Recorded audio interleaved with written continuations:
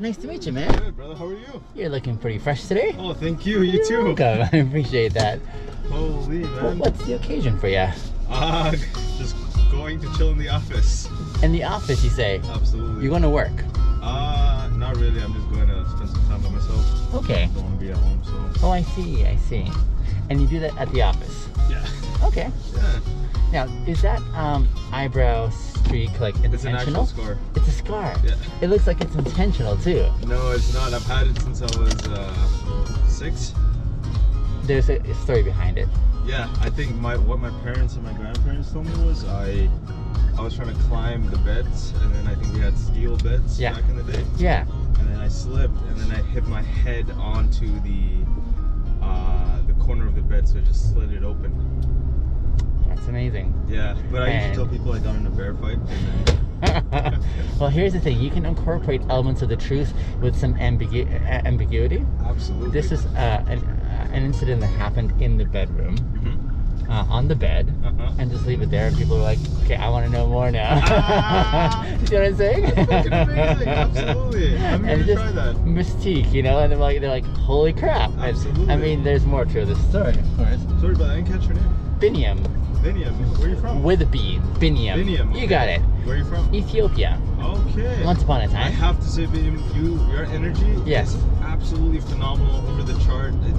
It's very refreshing to see someone like you. Thank you, man.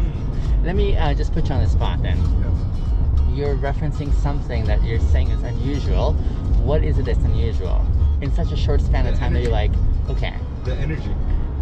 Okay, and it's what you don't see very often. It's not very, because I find when people, especially in somebody, let's say someone who does Uber, yes, it's such a mundane task for them. They do it over and over again, right? And it's like life sucked out of them, basically. Yeah. But it's like, for someone who's in the service industry, someone who goes out of their way to actually bring value to, the people they're giving rides to, people they're servicing, that goes a long way. Because I find, like, don't get me wrong, I love Canada. Yeah. I just find that the customer service aspect of it is not quite too much there, because everyone's focused on what can I get, not in the sense of what can I give. Yeah, I totally hear you. That totally makes sense, and I've also observed the same thing. It's almost like we've lost the real heart of why we're doing what we're doing, especially with relation to this service-oriented jobs. But thank you. I know, especially from where you're from, Ethiopia. Yeah. Yeah, I know over there it's more servitude.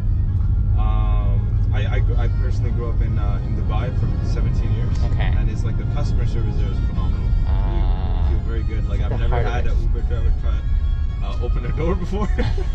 That's amazing, man. And it's my pleasure. Smile, that definitely goes a long way, because you never know what an individual's going through, right? I agree. Something like that could probably change the course of the guy's day, if that makes sense.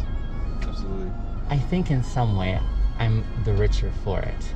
So the paradox, it seems, in what I'm experiencing is the more we're willing to give away, the more value, like you're saying, one wants to bring to someone else's context, the richer they experience that whole scenario. It's actually, it brings more purpose and meaning to it. Absolutely. But the paradox is, people think you're giving energy away, but what you're doing is you're really amplifying and exponentially increasing what you can enjoy.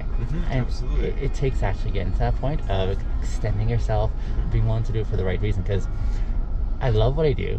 I like trying to bring, I like upping my game. I like encouraging others to do the same.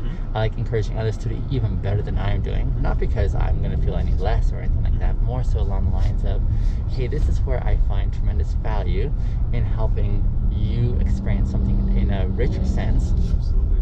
And when you get the heart of it, all of a sudden the competition factor, it's kind of a bizarre concept, but when you do it in this area of trying to, I like the way in the Bible there's a verse, I used to be a Christian once upon a time, but this verse still sticks with me. This verse says something like, try to outdo one another in showing love. And I love the heart of that, because the more you try to outlove each other with the right intentions, the more you get closer to what could be in a really beautiful way. You know what I'm saying? Absolutely. Would you consider yourself spiritual, Biniam? I think so, yeah. Absolutely. Yeah. I really resonate with what you're saying. Yeah. I actually used to be a Christian as myself. I used to be a Sunday school teacher back in the day. But I've moved more towards, like, energy, loss of the universe. to serve each other. And I think I find that I watched Interstellar recently. Yes. And yeah, that really stood out to me because it says love is the only thing that transcends time and space.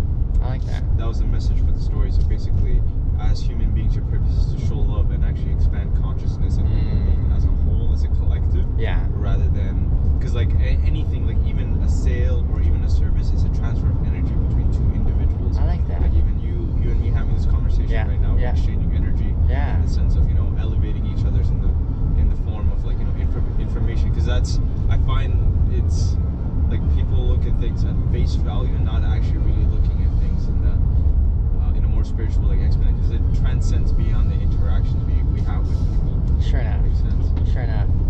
And so in this line of work, which seems fairly, like you're saying, it's a common job, where you can just take people from point A to point B. It's a fantastic opportunity, fantastic for me, and I'm very intentional about where I invest myself. But in this line of work here, I love being able to deliver the unexpected by way of people just getting in for a ride, right? But when they meet someone who's interested, and if they're also interested as well, in engaging at a level where they probably haven't had experience for a long time, where they're probably in a drought season. And that is, in my assessment, things that we really value. And I almost say I understand people at the very heart because I understood the commonness in our humanity of what things are really important, what we desire to experience or have, expressed. And along those lines, that's, I think, what really gives me purpose and meaning in saying, how can I aim for that sweet spot that is really going to serve this individual in their own existence to be able to go to the next level. What could that look like? You know what I'm saying? That's very beautiful. Thank you. I appreciate that. I have to ask you, what's your drive? Like, what makes you want to do that? Good question. You've heard of the phrase "not reinventing the wheel." Could you repeat that? You've heard the phrase "to not reinvent the wheel." When these guys are having fun, aren't they? When you see something that is not like, when I see someone in a zone where it's like there's I've been there before, and I'm seeing where they're also following the same pattern in a way that I've once gone through that was not a happy experience, I could let them keep on going and finding their own way.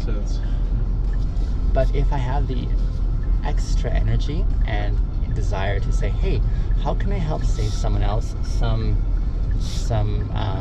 navigation in this difficult season, I would be more than happy to extend myself as much as I'm able to be able to say, here's how I'd love to see your experience go better than mine. Here's how I'd love to have the pleasure of seeing you in a better context because you didn't have to go through what I had to go through, right? And so it's almost like that empathetic extension that says, this really means a lot to me, what I've learned over here, to be able to share with someone else. It's something beautiful, I think. Absolutely. I went through the crappy part, and because of my experience in the crappy part, I've learned some things along the way.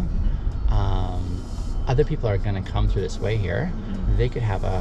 They may or may not have the same experiences, but if there's someone who's willing to say, hey, here's some intel I found along the way that could help you a little further, I'd love to give that to you. And I think I've been the recipient of that along the way in my own context. I've really appreciated those insights that have helped me get to where I'm at, right? It gives me, again, an empathetic piece that says, when I see others struggling in ways that I may have once or I may not have, I want to understand what kind of opportunities they had for someone to step in and say, hey, there's an easier way here. There's an easier way, sister, brother, to be able to get to the next level of what could be in your own context. And I love those opportunities. I love when I see those opportunities being expressed. I think that's what we are doing in life in general, is just exchanging, like you were saying, not only energies, but also experiences. Absolutely. To be able to say, how can we together collectively experience something more beautiful? That's amazing. That's beautiful. That's well put, actually. Thank you. Absolutely. So, question. Yes. I love your questions. Keep going. Yeah. Are you looking for a job? Let me say, I'm a harder sell on jobs now, just because I've been getting a lot more clear. But I don't say no to opportunities. Like I say, even this job, for example, I'm really specific on what I want to experience in what I'm. Yes, I'm open to hearing. Okay. Well,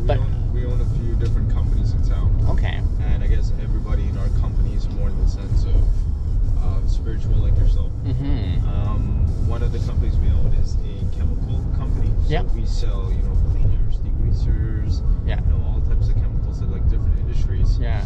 And yeah, basically we try to figure out where they're lacking and then where we can actually bring value for them in their business so they can actually scale. Yeah. And we also own a cleaning company. Yeah. That does commercial and residential cleaning. Okay. Yeah, and then we would need either sales or somebody who wants to clean if that's something you'd be looking for. Gotcha. I do know. It's interesting, Richard. People have told me before, you're an amazing salesman. And I look at them and I scratch my head saying, actually, I really suck at sales. I've tried sales before. No. And I refuse to believe that because sales is not about like the ability to sell. I'd say your ability to make a connection with someone. Because when you make a connection with someone, I find it's easier because like people will only buy based on emotions, on how you actually make them feel. For example, this instance, you actually make me feel good internally, which is you sold me. You sold me on yourself. Because when you sell people on yourself, people will get things from you. It's more in the sense of giving value to people, and then you have that connection with them, and they'll purchase. It's never really about the product. It's about you as a person. I believe that too. Yeah. I see that. Okay. Thank you. I hear the feedback and the encouragement there too. Yeah, no worries. I'm happy to take your card. Do you have a card? I do not have a card. That's I can text you. That's okay. And I'll give you my